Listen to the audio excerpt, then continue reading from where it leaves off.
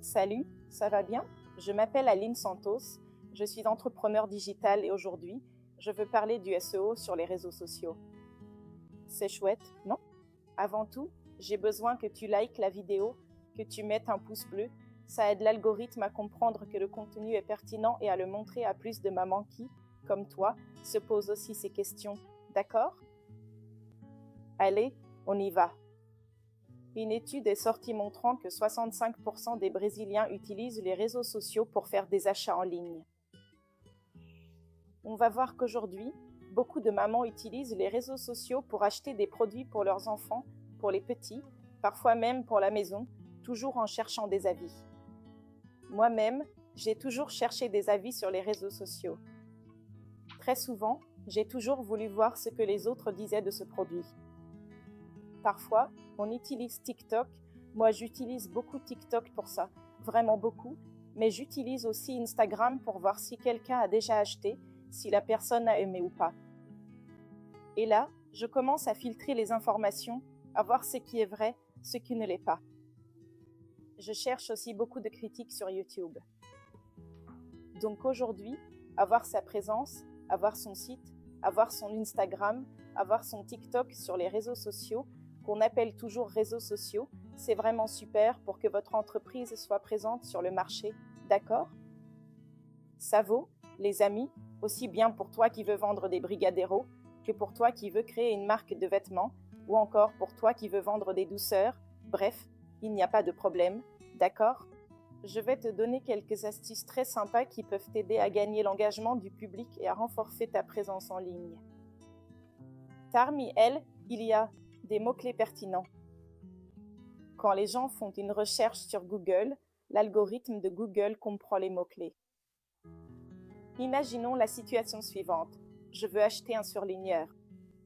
Si je tape sur Google la marque Stabilo ou si je tape surligneur jaune, il va afficher Stabilo.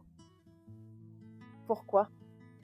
Parce que sur le site de Stabilo, ils ont associé des mots-clés comme surligneur, surligneur jaune, surligneur rose, surligneur rouge, écrire, surligner, ce sont des mots liés au sujet, liés au produit. L'algorithme, il comprend les mots, c'est comme si tu voulais. Laisse-moi te donner un exemple très simple et basique. C'est comme si tu avais une recette de gâteau. L'algorithme, il comprend une recette de gâteau. Il a besoin d'avoir là des ingrédients, des mots qui te relient à ce que tu veux atteindre, à ce que tu veux vendre, à ce que tu veux proposer. C'est là qu'entrent en jeu les mots-clés. Il est très important que tu enrichisses, que ce soit ton Instagram, ton site ou tout ce que tu es en train de créer avec des mots-clés pour aider l'algorithme à comprendre ce que tu vends, ce que tu essaies de promouvoir. C'est vraiment important parce que s'il ne comprend pas, il ne peut pas trouver ton public. Pour qu'il puisse fouiller, chercher et t'amener cette personne potentielle à te suivre, à s'engager sur ta chaîne, il doit comprendre exactement ce que tu fais, d'accord? Une autre chose très intéressante, ce sont les contenus de qualité.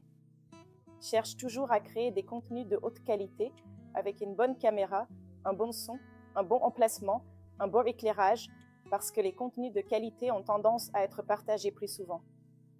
Ah, mais comment je vais savoir? Continue, à un moment donné, ça va finir par marcher, d'accord?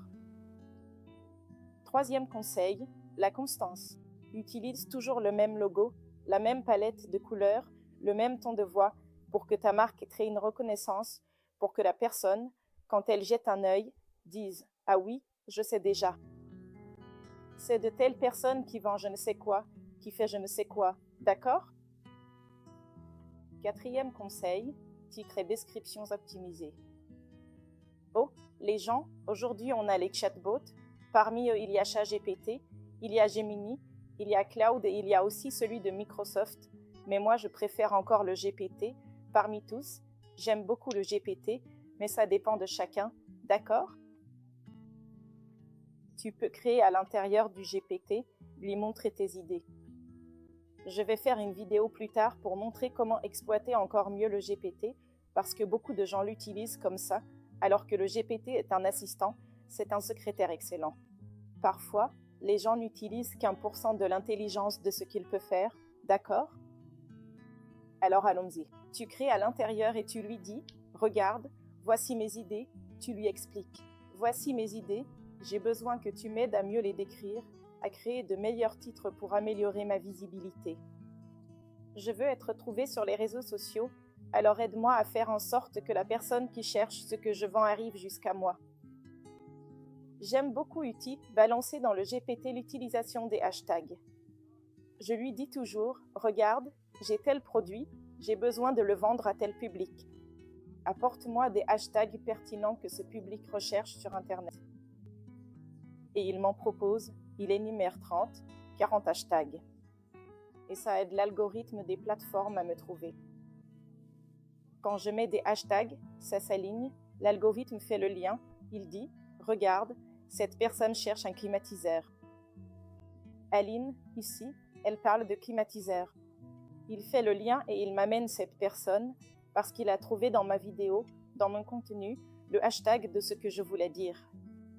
Très souvent, si tu fais ça au hasard, l'algorithme ne comprend pas. Il faut qu'on comprenne que c'est une intelligence artificielle. Il ne comprend pas vraiment ce que tu veux. D'accord, tu as posté une vidéo sur la climatisation, mais dans la vidéo, tu parles de peinture. Donc, ça n'a pas de sens. Et alors, il préfère ne pas diffuser. Pourquoi? Comment l'algorithme est-il programmé? Pour garder les gens sur les plateformes. C'est pour ça que, quand tu vas sur Instagram, quand tu vas sur YouTube, il te propose toujours plus de contenu que tu recherches. Il affine petit à petit tes préférences. Du coup, tu reçois encore et encore la même chose, toujours plus du même contenu. C'est pour ça que, pour trouver ton client, pour trouver ta persona, c'est vraiment intéressant, avant même d'entrer sur les réseaux sociaux, de décrire ta persona sur une feuille de papier. Qui est ce client que tu veux atteindre? Quel est ton public? Qu'est-ce que tu veux transmettre? Quand tu décris tout ça, tu te dis, je veux m'adresser à une personne de tel âge, de tel sexe, qui travaille à tel endroit, qui fait telle chose, qui a telle habitude, qui a tel loisir. Quand tu décris tout ça et que tu as défini qui tu veux atteindre, c'est beaucoup plus facile d'affirmer ta présence parce que, au fur et à mesure que tu crées ton contenu, il sera créé en étant ciblé uniquement pour un public précis. Donc, à mesure que tu publies, l'algorithme commence à comprendre. Ah, d'accord, j'ai compris, c'est ce public-là que tu veux. Et il va chercher et ramener ce public-là vers toi. Tu vois? Il n'y a pas de secret, les amis. C'est très simple. Un truc que je trouve sympa, c'est de faire la promo sur plusieurs plateformes. D'accord? Aujourd'hui, Instagram est au sommet, mais TikTok est aussi en train de monter et YouTube, lui, il s'est imposé, il ne va pas disparaître.